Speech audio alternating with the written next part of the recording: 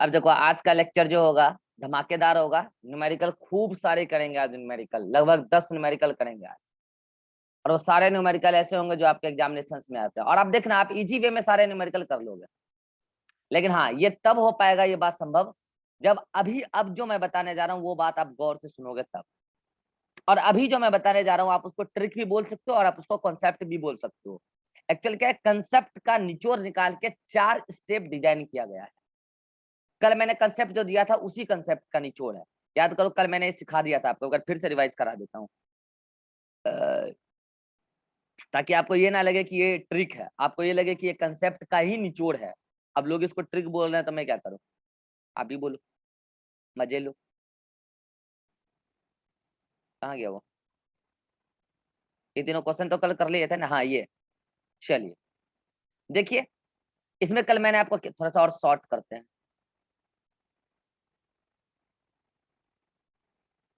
दिख रहा है क्या सभी को?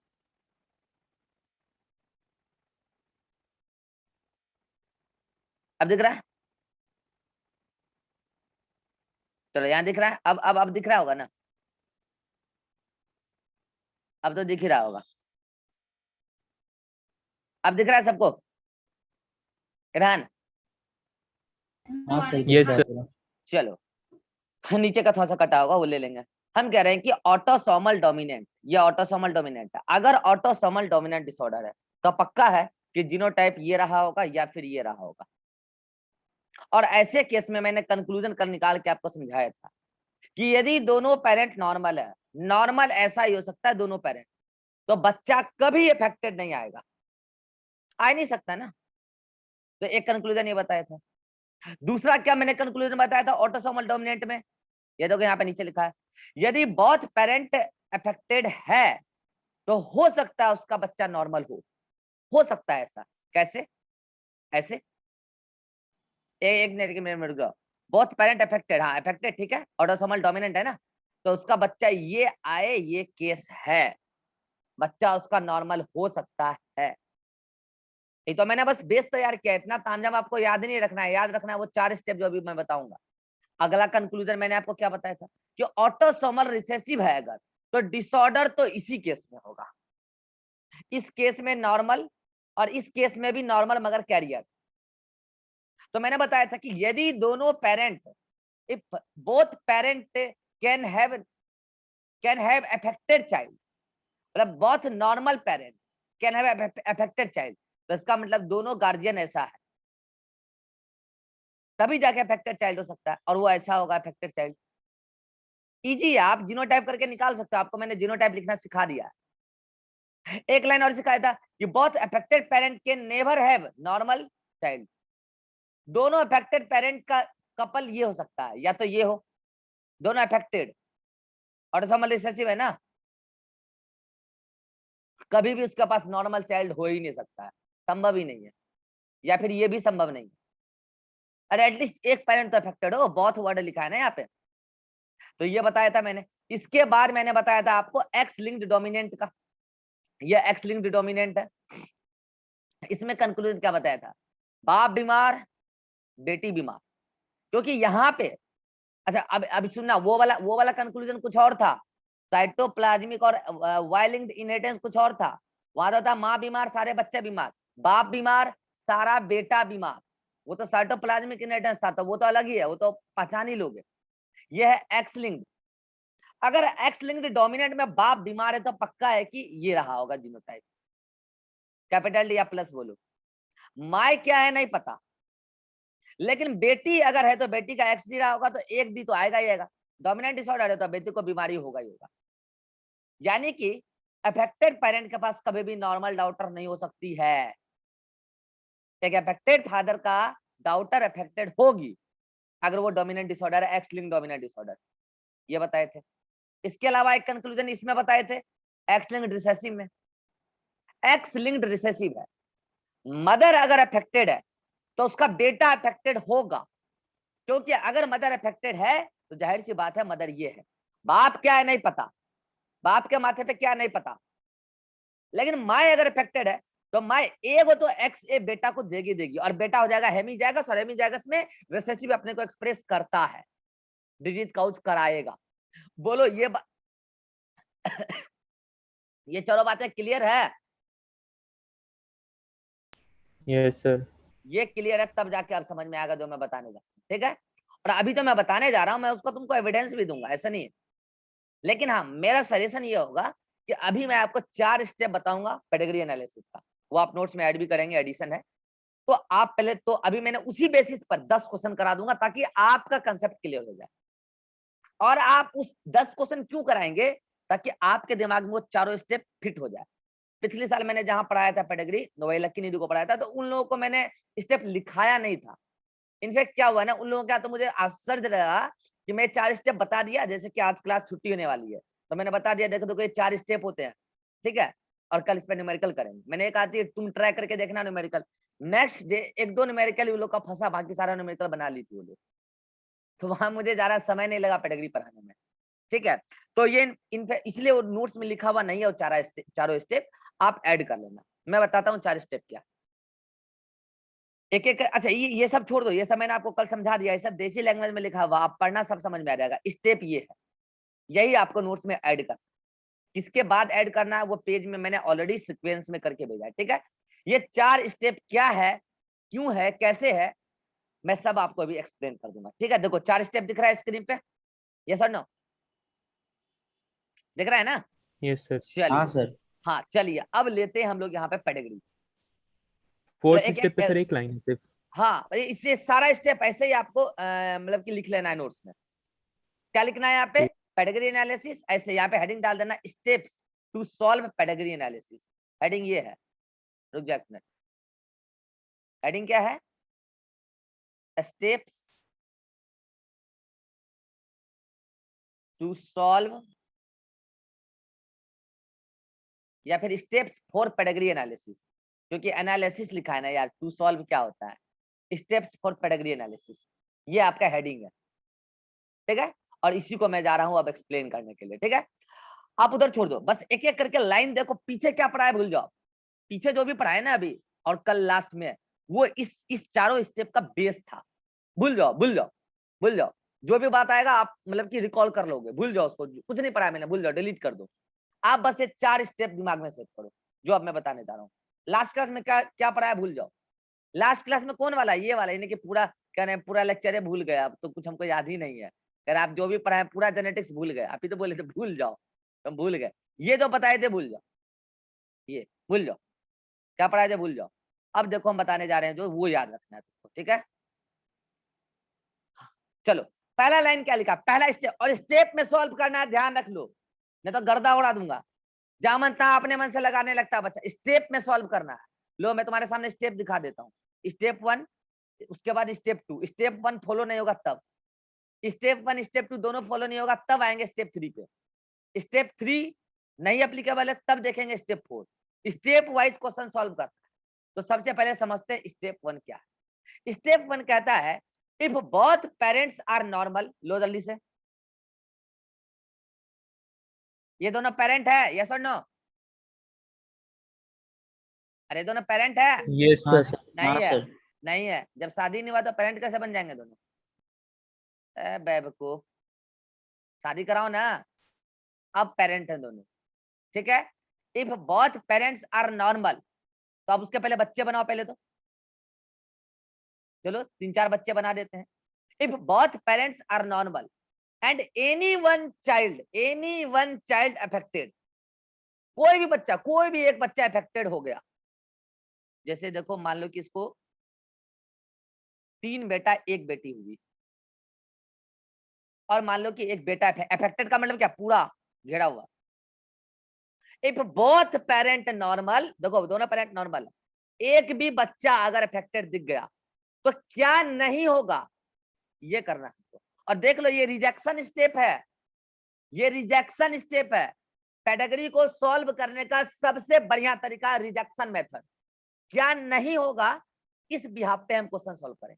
और मैं बता दूं, जो बात एक स्टेप कहीं पर किसी भी कैटेगरी में कहीं पर भी अगर एप्लीकेबल हो गया तो पूरे कैटेगरी में एप्लीकेबल होता है, चेक करने का जरूरत नहीं है, एक जगह देख लो वो ऑलरेडी पूरे कैटेगरी में एप्लीकेबल है, टाइम वेस्ट मत करो। तो बताओ क्या अभी जो मैंने कैटेगरी बनाया क्या उसमें स्टेप 1 एप्लीकेबल है, यस और नो?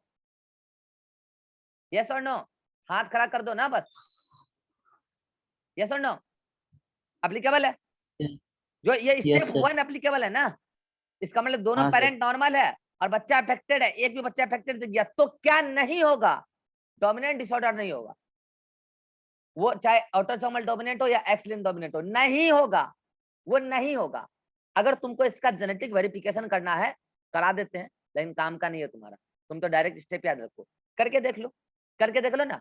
एक बात बताओ, अगर बच्चा ऑटोसोमल डोमिनेंट मानते हैं, अगर बच्चा अफेक्टेड है ऑटोसोमल डोमिनेंट के केस में, तो माई बाप नॉर्मल कैसे हो सकता है, माई बाप नॉर्मल कैसे हो सकता है यार, मतलब ये नॉर्मल माई बाप तो ये है ना, ऑटोसोमल डोमिनेंट अगर डिसऑर्डर माने तो माई बाप तो नॉर्मल जीनोटाइप ये हुआ और बच्चा का ये कम से कम होना चाहिए, कैसे हो सकता है, संभव है क्या, बोलो बोलो, संभव नहीं है, तो ऑटोसोमल डोमिनेंट नहीं होगा। तुम चेक कर लो ना जीनोटाइप से, लेकिन टाइम वेस्ट होगा, हम करा देते हैं, कोई बात नहीं है। एक्स लिंक्ड डोमिनेंट देख लेते हैं,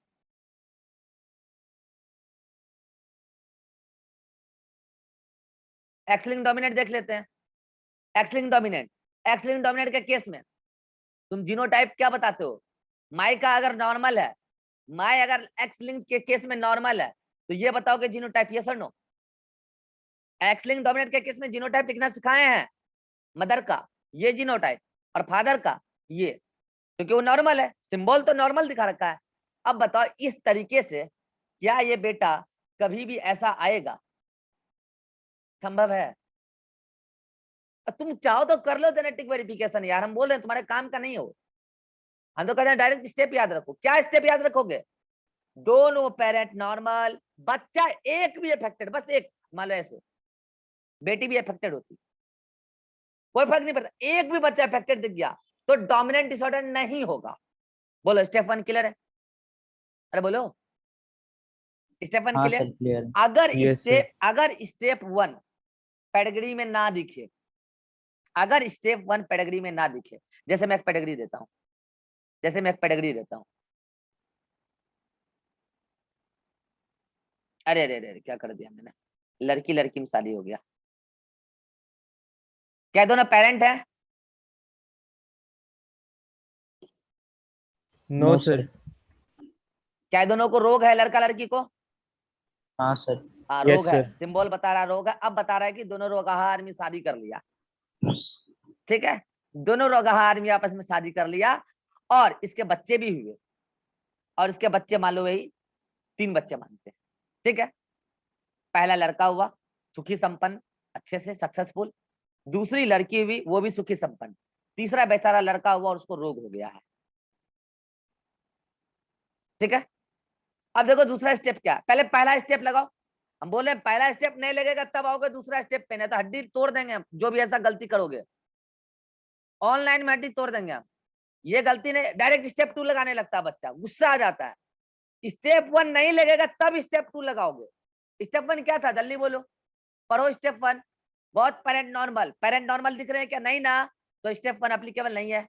अब आते हैं स्टेप 2 पे, आ जाए, क्योंकि पेडिग्री में नहीं दिख रहा है ना हमको स्टेप 1, अब आते हैं स्टेप 2 पे, क्या स्टेप 2, इफ बहुत पेरेंट, बहुत यहाँ पे भी बहुत था, बहुत पेरेंट आर अफेक्टेड, क्या है अफेक्टेड दोनों पेरेंट, है ना, और उसका एक भी बच्चा अगर नॉर्मल हो गया है, क्या अब इसके बच्चे नॉर्मल, दो दो बच्चे नॉर्मल है इसके, तो हाँ एक सर। भी बच्चा अगर उसका नॉर्मल हो गया तो रिसेसिव डिसऑर्डर नहीं होगा, चाहे वो ऑटोसोमल रिसेसिव हो चाहे वो एक्स लिंक्ड रिसेसिव हो, नहीं होगा।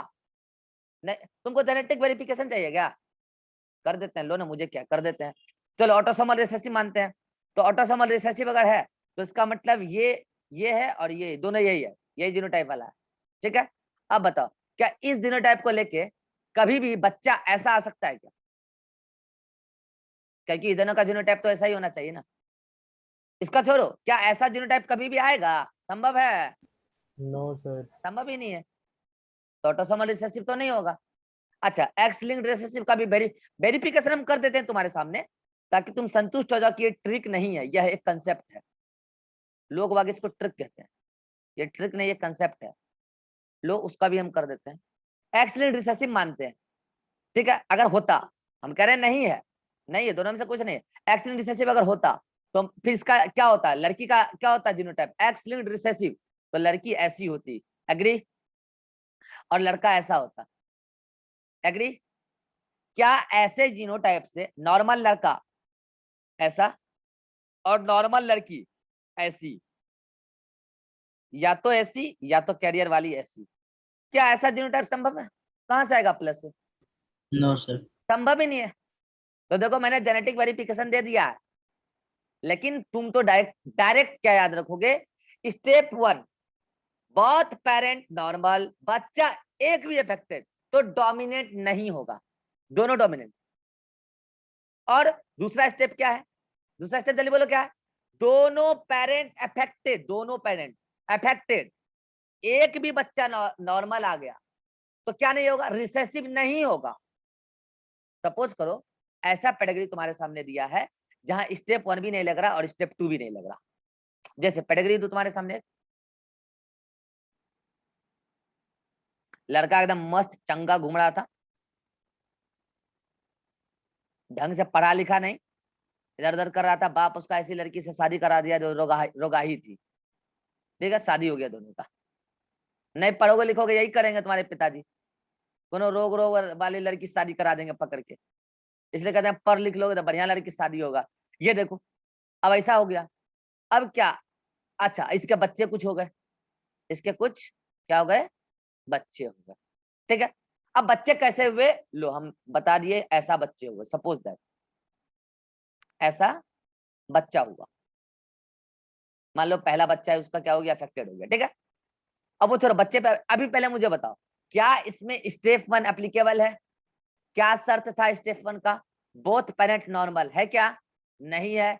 आ जाओ स्टेप 2 पे, बोथ पेरेंट अफेक्टेड, वो भी नहीं है। No sir. अगर तुम ये देख लिए बहुत मतलब स्टेप 1 स्टेप 2 एप्लीकेबल नहीं है, तो इस कैटेगरी का आंसर ये दोनों होगा, मतलब ऑटोसोमल रिसेसिव ऑटोसोमल डोमिनेंट दोनों ही आंसर होगा, दोनों ही होगा, दोनों होगा आंसर।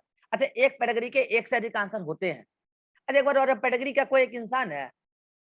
कल भी बताए थे पेडिग्री कोई इंसान नहीं है, पेडिग्री नो सर। एक इंसान का भी नहीं है, पेडिग्री एक इंसान के खानदान का हिस्ट्री है। क्यों नहीं हिस्ट्री मैच कर सकता है एक रोग का दूसरे रोग से? कर सकता है। तो एक पेडिग्री 2 डिसऑर्डर के लिए, दो क्या 3-4 डिसऑर्डर के लिए हो सकती है। मैं आपको ये भी बताऊंगा, आपके एनसीईआरटी में एक पेडिग्री है जिसको वो ऑटोसोमल डोमिनेंट बताया है, वो 3 डिसऑर्डर का पेडिग्री है। मैं आपको बताऊंगा अभी उसका आंसर, लेकिन ऑटोसोमल डोमिनेंट जाएगा अगर नीट में आएगा तो, वो भी बताऊंगा क्यों, क्योंकि एनसीईआरटी में दे रखा है इसलिए। तो एक पेडिग्री का एक से अधिक आंसर हो सकता है, वो छोड़ो अभी। स्टेप 1 स्टेप 2 नॉट एप्लीकेबल, तो आंसर क्या होगा?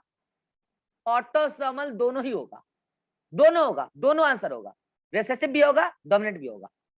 हाँ अगर ऑप्शन में ऑटोसोमल डोमिनेंट दे नहीं रखा है तो मारेंगे रिसेसिव, दे नहीं रखा है ना, दोनों है बहुत।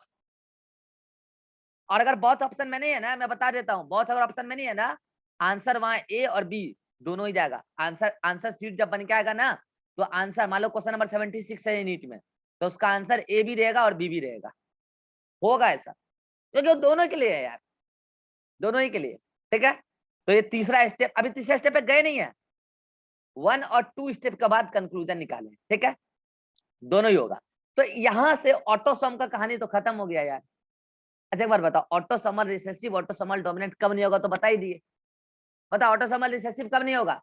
जब दोनों पेरेंट अफेक्टेड, एक भी बच्चा नॉर्मल। सेकंड स्टेप, पहले फर्स्ट स्टेप ले लो, ऑटोसोमल डोमिनेंट कब नहीं होगा? दोनों पेरेंट नॉर्मल बच्चा अफेक्टेड, ऑटोसोमल डोमिनेंट नहीं होगा। दोनों पेरेंट अफेक्टेड बच्चा एक भी नॉर्मल, ऑटोसोमल रिसेसिव नहीं होगा। और अगर ये दोनों स्टेप एप्लीकेबल नहीं है तो दोनों ही आंसर होंगे, तो ऑटोसोम का तो खेला यहीं पे समाप्त हो गया। अरे बोलो, ऑटोसोम का तो खेला यहीं पे समाप्त हो गया ना। अब देखो हाँ सर। मैंने अभी जो डायग्राम बनाया वो तो मैंने मिटा दिया, तो तुम कैसे करोगे? ये जब डायग्राम तुम स्टेप 1 स्टेप 2 लिखोगे ना, तो तुमको बगल में डायग्राम भी बनाना है छोटा सा पेडिग्री। तो मैं क्या कर रहा हूं यहाँ देखो जल्दी से,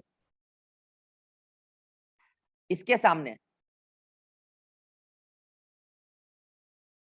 एक्स पेडिग्री बनाओगे, मैं बताऊंगा अभी एक्स पेडिग्री कहाँ है। इसके सामने वाई पेडिग्री बनाओगे, और इसके सामने जेड पेडिग्री बनाओगे। मैं बताऊंगा एक्स वाई जेड कहाँ है। इसका स्क्रीनशॉट लो पहले जल्दी से, फिर मैं एक्स वाई जेड दिखाऊंगा। स्क्रीनशॉट। तो ये 2 स्टेप के बाद ये लाइन लिखोगे डब्बे में, उसके सामने जेड पेडिग्री बनाओगे, ठीक है। अब दिखाते हैं ये एक्स वाई जेड, जो अभी मैंने बनाया था वही है, मैंने मिटा दिया।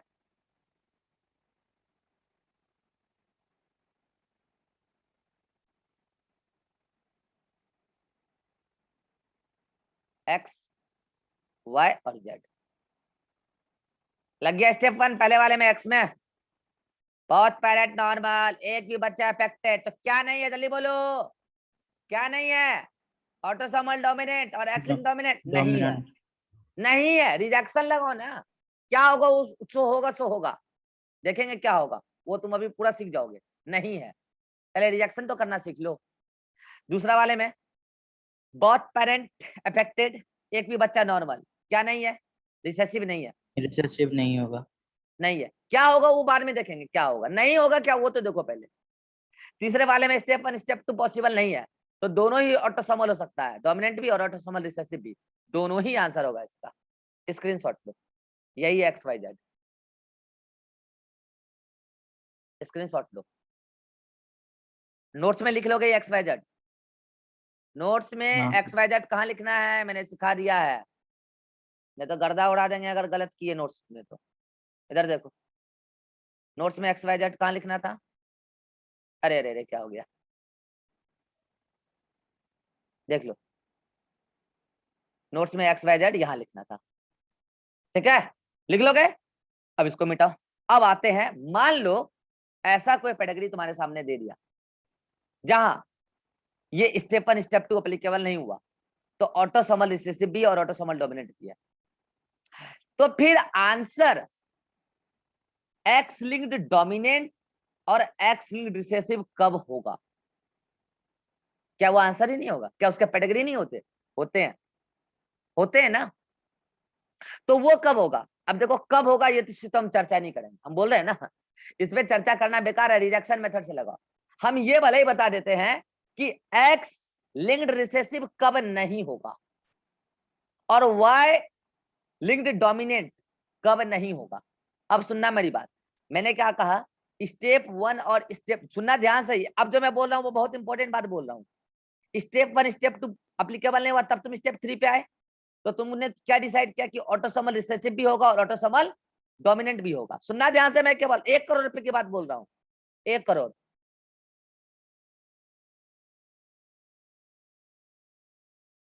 ठीक है, 1 करोड़ रुपए की बात बोल रहा हूँ कि तुमने क्या देखा, जब ये एप्लीकेबल नहीं हुआ तो तुमने कहा कि ऑटोसोमल रिसेसिव भी होगा डोमिनेंट भी होगा, लेकिन तुम्हारा कर्तव्य होता है कि तुम इस दोनों को रिजेक्ट कर लो, तब कहना कि ये होगा। समझ रहे हो मेरी बात? स्टेप 3 स्टेप 4 करना है, हाँ, लेकिन स्टेप 1 स्टेप 2 नहीं है, तो तुम इतना पक्का पता हो गया तुम्हारा कि इन दोनों में से होगा, लेकिन तुमको ये चेक करना होगा, करना होगा। अगर इन दोनों में से कोई पाए गए तो आंसर वो होगा, अगर अगर पाए गए तो आंसर वो होगा। समझ रहे हो मेरी बात क्या बोल रहे हैं? अभी पेडिग्री में करके भी दिखाएंगे। हाँ, लेकिन इसको रिजेक्शन करने का तरीका कैसे होगा, क्या होगा बताते हैं। फिर वही बात, हम बता रहे हैं यहाँ पे कंसेप्ट, लेकिन तुमको लगेगा ट्रिक, तो कोई बात नहीं, हम बता रहे हैं। एक्स आर नॉट पॉसिबल, कब पॉसिबल नहीं होगा? अगर फादर नॉर्मल हो और डॉटर अफेक्टेड दिख जाए तो एक्स आर नहीं हो सकता। अच्छा, फादर नॉर्मल, मान लो एक्स आर की बात चल रही है ना, फादर नॉर्मल का मतलब समझते हो, फादर ये है और मदर क्या नहीं पता, मदर क्या नहीं पता, मदर डैश डैश है। फादर एक्स लिंक्ड डोमिनेंट की बात कर रहे हैं, नहीं होगा।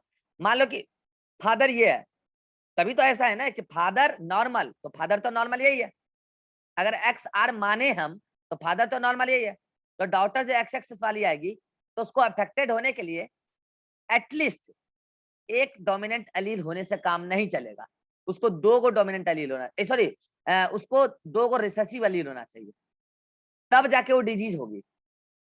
मेरी पॉइंट समझ पा रहे हो? फादर अगर नॉर्मल है तो फादर तो ये है, और अगर बेटी चाहिए डिजीज तो ऐसा चाहिए, तो 2 को उसको एक्स से चाहिए। मान लेते हैं एगो मदर से आ जाए, एक तो फादर से आना चाहिए था, फादर तो ऐसा है नहीं, मतलब अगर फादर नॉर्मल और डॉटर अफेक्टेड तो वो XR नहीं होगा। समझ गए मेरी बात? हाथ खड़ा कीजिए समझ गए तो। नवीन सर फिर से बोलिए ना एक बार।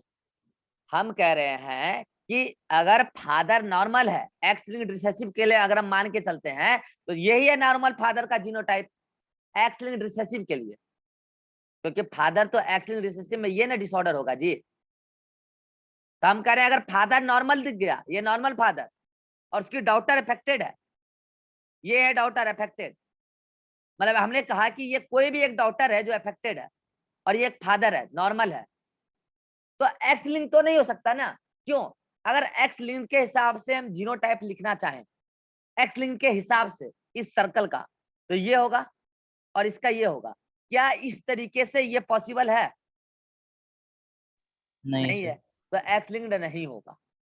तुम तो डायरेक्ट कंक्लूजन याद रखो, एक्स लिंक्ड रिसेसिव नहीं होगा। अब आते हैं इस पे, तो एक्स लिंक्ड रिसेसिव को कैसे छांटेंगे समझ गए। एक और लाइन एक्स लिंक्ड रिसेसिव, अगर ऐसा कोई स्टेटमेंट हमको मिला ही नहीं पेडिग्री में, तो एक और लाइन है, क्या है भाई? यदि, इसको मिटाते हैं, यदि मदर अफेक्टेड हो और सन नॉर्मल हो। कैसे? मान लो कि मदर अफेक्टेड हो, फादर क्या है नहीं पता, फादर क्या है नहीं पता, मदर अफेक्टेड है और सन क्या है नॉर्मल है, एक सन उसका कंफर्म नॉर्मल दिख गया हमको, कहीं पे भी एक भी सन अगर नॉर्मल दिख गया, मदर अफेक्टेड सन नॉर्मल, तो हम कह रहे हैं कि एक्स लिंक्ड रिसेसिव नहीं होगा। क्यों नहीं होगा? जीनोटाइप लगा के देख लो ना। अच्छा एक बार बताओ, अगर मदर नॉर्मल है और ये बेटा, अच्छा मदर अफेक्टेड और बेटा नॉर्मल है, रुक जाए एक मिनट, ये 10 मिनट टाइम हो गया ना, तो वो थोड़ा ये ले लिया है।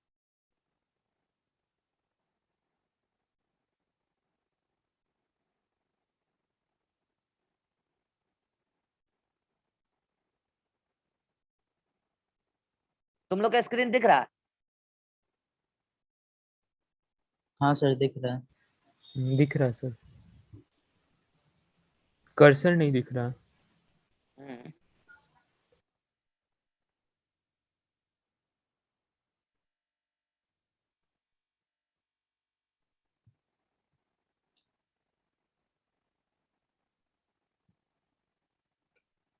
मेरे में तो आ ही नहीं रहा।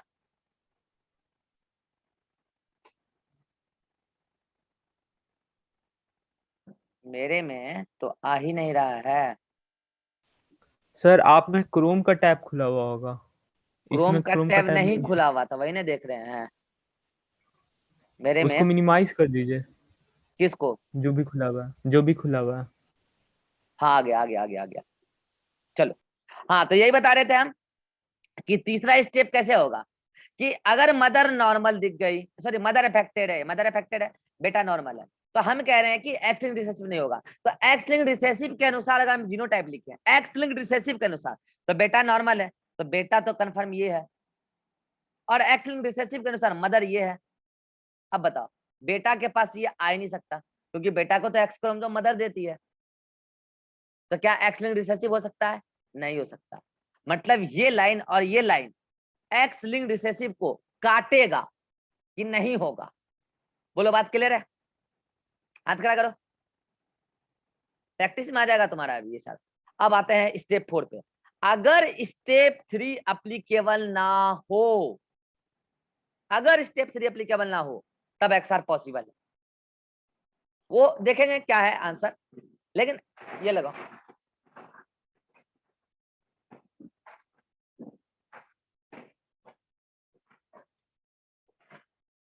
सारा लगा दो।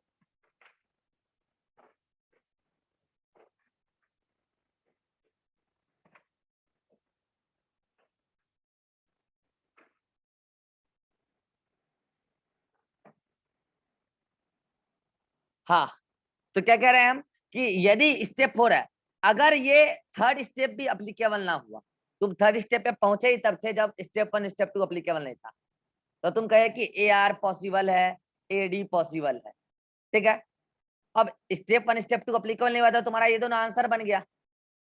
अब तुम स्टेप 3 चेक किए, वो भी नहीं दिखा, तो ये एक्स आर भी होगा, तब एक्स आर भी होगा, वो पेडिग्री एक्स आर भी होगा, सुन लो, वो पेडिग्री एक्स आर भी होगा। अब स्टेप 4 को चेक कर लो। स्टेप 4 कह रहा है कि एक्स डी कब पॉसिबल नहीं होगा। तो एक बार बताओ, एक्स डी, मैं कह रहा हूं कि एक फादर अफेक्टेड है, तो क्या डॉटर का भी नॉर्मल हो सकती है यार? एक्स लिंक, अगर मान लो मैं कह रहा हूं कि फादर अफेक्टेड है, मदर क्या है नहीं पता, फादर अफेक्टेड है, उसकी एक बेटी हुई है, तो अगर एक्स लिंक डोमिनेंट माना जाए तो फादर तो ये है, तो क्या बेटी का भी नॉर्मल हो सकती है? एक्स लिंक रिसेसिव के, एक्स लिंक डोमिनेंट के अनुसार बेटी नॉर्मल, मतलब ये कंफर्म। तो क्या संभव है? संभव है क्या ऐसा? नहीं है, नहीं है। मतलब एक्स, अगर फादर अफेक्टेड, मतलब इसका जस्ट उल्टा यार, स्टेप 3 का जस्ट उल्टा लगाओ ना यार। अब मदर वाले से देख लो, मदर नॉर्मल, सन अफेक्टेड, देख लो, एक बेटा ले लो उसका, एक बेटा भी, एक बेटा भी ले लो इसका। मदर नॉर्मल है और सन अफेक्टेड है, तो मदर नॉर्मल, तो मदर तो ये होगी कंफर्म। तो सन अफेक्टेड कैसे हो सकता है? अफेक्टेड सन का मतलब ये कहां से आएगा? बेटा से तो एक्स क्रोमोसोम आता नहीं है ना, सॉरी बाप से तो एक्स क्रोमोसोम आता नहीं है ना बेटा में, एक्स क्रोमोसोम तो क्रिस क्रॉस इनहेरिटेंस शो करता है, बेटा से तो वाई आएगा इसमें। तो क्या संभव है? मतलब एक्स डी नहीं होगा। क्या ये चारों स्टेप क्लियर है? यस और नो? Yes sir. ये चारों स्टेप दिमाग में सेट कर लो जब तक मैं नया मीटिंग क्रिएट कर रहा, और तब करेंगे न्यूमेरिकल, तब आएगा तुम्हें मजा। एक एक करके न्यूमेरिकल करते जाएंगे और बहुत मजा आएगा आपको, ठीक है? एक एक करके न्यूमेरिकल करते जाएंगे और बहुत मजा आएगा। तब तक इस न्यूमेरिकल को करने का कोशिश करो। तो अगर जब तक मीटिंग हम क्रिएट करेंगे तब तक इस न्यूमेरिकल को करने का कोशिश करो। स्क्रीनशॉट ले लो, लो जल्दी से। क्वेश्चन नंबर 1 हाँ सर। उसी कंसेप्ट को लगा के करने का कोशिश करो। चलो मिलते हैं नए मीटिंग में।